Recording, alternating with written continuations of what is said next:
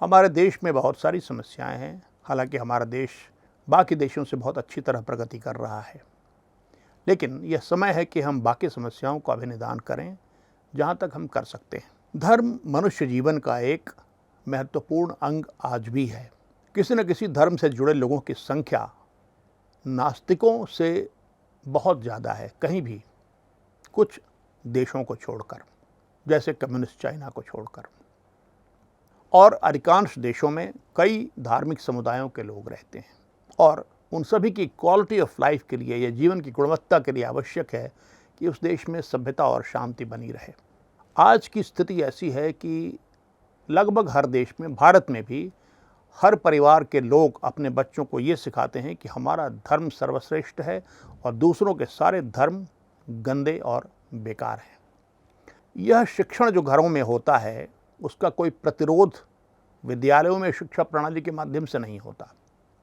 इसलिए ये बच्चे जब युवा बनते हैं तो एक दूसरे के धर्म के प्रति घृणा लेकर बड़े बनते हैं। तब जब भी कोई छोटा मोटा विवाद होता है तो वह एक सांप्रदायिक दंगे में बदल सकने की संभावना रखता है। यह एक सभ्य देश का लक्षण नहीं है। परिवार में जो इनपुट दिया जा रहा है बच्चों को, उसकी निरोधी क्षमता कैसे विकसित होगी, सिर्फ स्कूलों के माध्यम से हो सकती है, औपचारिक शिक्षा प्रणाली के माध्यम से ही हो सकती है। इसलिए सरकार को चाहिए कि वह उस देश की ओर देखे जिससे हमने अधिकांश कानून लिए थे, यानी ब्रिटेन।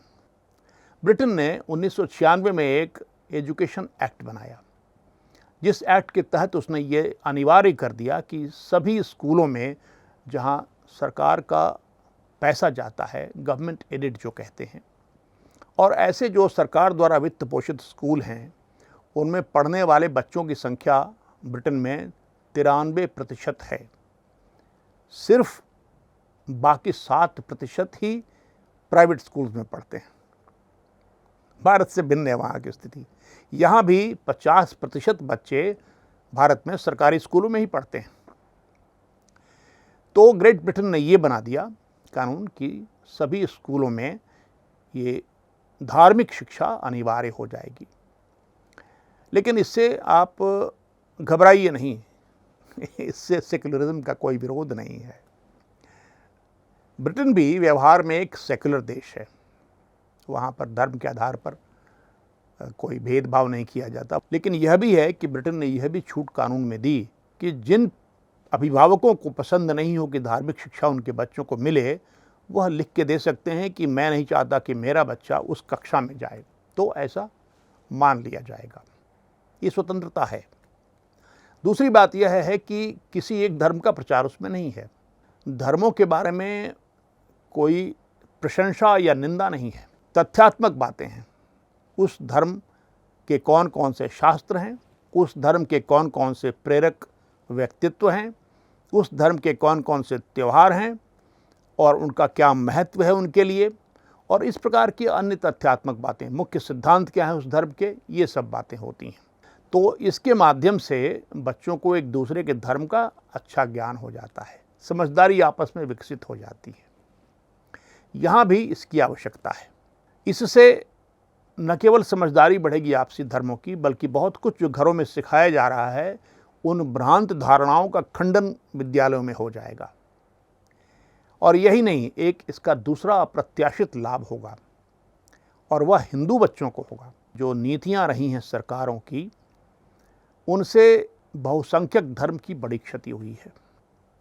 ऐसा वातावरण बना दिया गया और ऐसी शिक्षा दी गई कि 3-4 पीढ़ियां पहले हर हिंदू घर में रामायण और गीता जरूर होती थी।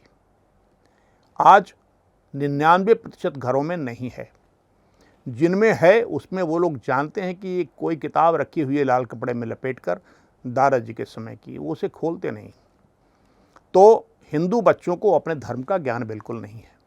वो समझते हैं कि दशहरा दिवाली मना लेना ही हमारा धर्म है, 50 देवताओं के पास जाना ही हमारा कर्तव्य है, जबकि ऐसा नहीं है। तो ऐसी स्थिति में यह अगर सरकार करती है तो एक बहुत बड़ा लाभ बाकी धर्म के बच्चों के अलावा हिंदू धर्म के बच्चों को हो जाएगा कि उनके समक्ष उनके धर्म की एक अच्छी जानकारी एकत्र हो जाएगी और उससे अपने धर्म में उनका अनुराग बढ़ेगा और अपने धर्म में उनका गौरव बढ़ेगा, क्योंकि इस धर्म में गौरवान्वित करने वाली इतनी बातें हैं जिसका प्रचार नहीं हो पाता है। यह बताने की ज़रूरत है, बच्चों को जानने की ज़रूरत है कि भगवत गीता के विषय में, उपनिषदों के विषय में क्या कहा विदेशी दूसरे धर्म के लोगों ने। कैसे जब एटम बम का विस्फोट हुआ तो एटम बम को बनाने वाले जो वैज्ञानिक थे, मुख्य वैज्ञानिक थे ओपेनहाइमर, वो भी गीता के श्लोकों के साथ फूट पड़े। उन्होंने संस्कृत सीखी गीता पढ़ने के लिए। शोपेनहावर बहुत बड़ा दार्शनिक, उसने कहा था कि ये उपनिषद हमारे जीवन की सांत्वना है और यही हमारे मृत्यु की सांत्वना भी होंगे। भी कोई लड़का नहीं जानता हमारा, लड़के हमारे नहीं जानते, हिंदू लड़के, कि अधिकांश महादेशों में रामलीलाएं चलती रहीं और अभी भी चल रही हैं। केवल दक्षिण पूर्व एशिया में नहीं, Thailand, Laos, Cambodia, Vietnam, Thailand में ही नहीं, बल्कि अफ्रीका में, ओशिनिया में, न्यूजीलैंड में, ऑस्ट्रेलिया में, नॉर्थ अमेरिका में, इन सब जगहों पर रामलीला की अद्भुत परंपराएं रही हैं। रूस तक में परंपरा इसकी है। नाटक बनते हैं राम के ऊपर। क्यों बनते हैं? इतना आकर्षक व्यक्तित्व जिसके बारे में दुष्प्रचार कर करके लोग सिखा रहे हैं बच्चों को। ऐसा व्यक्तित्व सारी दुनिया द्वारा समादृत, और ऐसी पुस्तकें उपनिषद और गीता जो सारी दुनिया द्वारा समादृत, इसके विषय में क्या ज्ञान हमारे बच्चों को है? कुछ नहीं है। तो ये ज्ञान भी उनको आना शुरू हो जाएगा, ध्यान रखिए इसका। यह पता हिंदुओं को भी चल जाएगा और सभी धर्मों के लोगों को चल जाएगा कि हिंदू धर्म में वास्तव में बहुदेववाद नहीं है। ईश्वर हिंदू धर्म में भी एक ही है और ये सभी शास्त्रों में मिलता है, और सभी शास्त्रों के उदाहरण देकर ये बताया जाएगा कि वास्तव में ईश्वर एक है, निराकार है, निर्गुण है, और वही विभिन्न रूपों में अवतरित होता है। यह जानने के बाद जो विश्व की शंकाएं हिंदू धर्म के बारे में विशेष रूप से रहती हैं वो नष्ट हो जाएंगी प्रमाण के साथ देने से। दूसरी बात यह है कि लोग यह समझते हैं कि सारे हिंदू मूर्ति पूजक ही होते हैं, जबकि यह सत्य नहीं है। पहली बात यह है कि जो मूर्ति पूजक जिसकी बात इस्लाम में की गई है वो अलग तरीके के मूर्ति पूजक थे। वे उन प्रतिमाओं की और उन देवताओं की पूजा करते थे जिनके पीछे एक ईश्वर नहीं था। यहाँ जो भी देवता पूजे जाते हैं वे एक ही ईश्वर के रूप माने जाते हैं, इसलिए उनमें और यहाँ की मूर्ति पूजा में फ़र्क है। और दूसरी बात यह है कि यहाँ की जो मुख्य धाराएं अध्यात्म की हैं, जैसे ध्यान योग ले लीजिए, श्यामाचरण लाहिड़ी महाशय जिसमें थे, ध्यान योग में कोई मूर्ति पूजा नहीं होती। वहाँ निराकार ईश्वर का, निराकार आत्मा का ध्यान होता है। वेदों में कोई मूर्ति पूजा का प्रावधान नहीं है।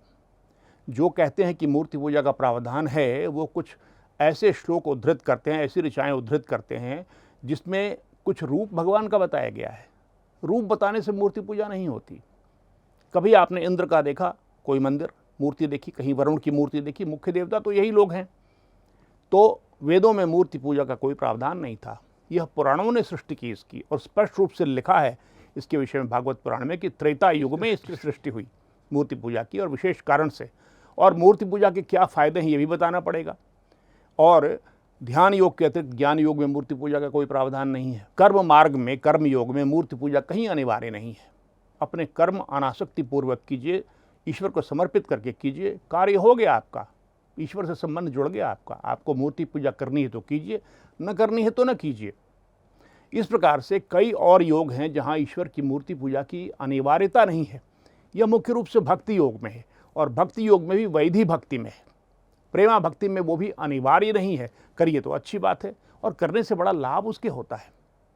इसलिए यह जो समझदारी है लोगों की हिंदू धर्म के विषय में, वो ठीक हो जाएगी, और बच्चों की और हमारे हिंदुओं की समझदारी भी ठीक हो जाएगी। इस्लाम को ले लीजिए।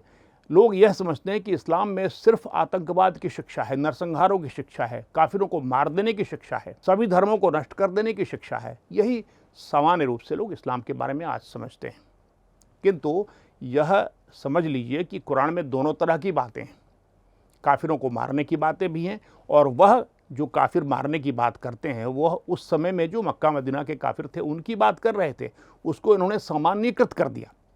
तो ऐसे जो इंटरप्रिटेशंस कुरान के हैं वो भी तो देने की ज़रूरत है उस पाठ्यक्रम में। उन्होंने यह भी कहा प्रॉफेट मोहम्मद ने कि तुम्हारा दीन तुम्हारा, मेरा दीन मेरा, तुम्हारा धर्म तुम रखो, मैं अपना धर्म अपने पास रखता हूँ। इसको उद्धृत नहीं करते वो मुसलमानों के पास, क्योंकि यदि मुसलमान सभी जान जाएंगे कि ऐसा भी कहा था प्रॉफेट मोहम्मद ने, तो वो नरम पड़ जाएंगे। और ऐसे जो इनके नेतृत्वकर्ताओं का एक वर्ग है वो नहीं चाहता कि मुसलमान नरम पड़ें, वो हिंसा पे उतारू रहें और हिंसा के माध्यम से ही कब्जा कर लें। इसी प्रकार जो पशुओं के प्रति क्रूरता है, एक और तो वो है इस्लाम में, और दूसरी ओर ऐसे कथन भी हैं जो बहुत करुणा दिखाते हैं पशुओं पर, लेकिन उन कथनों को उद्धृत नहीं करते मौलाना। तो इसका एक संतुलित ज्ञान इस्लाम का, हिंदू धर्म का, ईसाइयत का यदि दिया जाता है तो उससे सभी को लाभ है।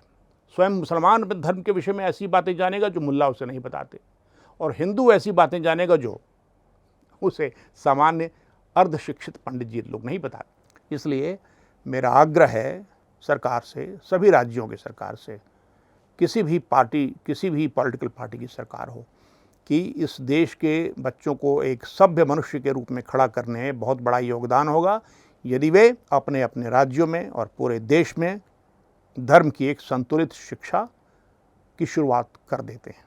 हरि शरणम।